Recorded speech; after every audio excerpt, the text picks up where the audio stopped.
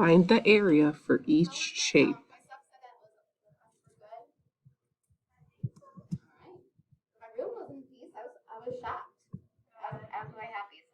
Do both rectangles have the same area?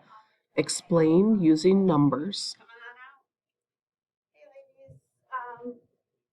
Can one of these arrays be used to correctly measure the area of a piece of paper? How do you know? Jahim says you can create 3 rectangles with different side lengths using 12 unit squares. Use pictures or numbers to help you.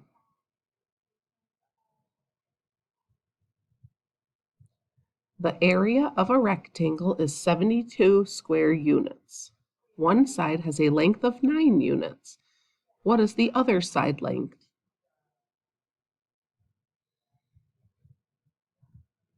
Write a multiplication equation that you could use to find the area, and then solve.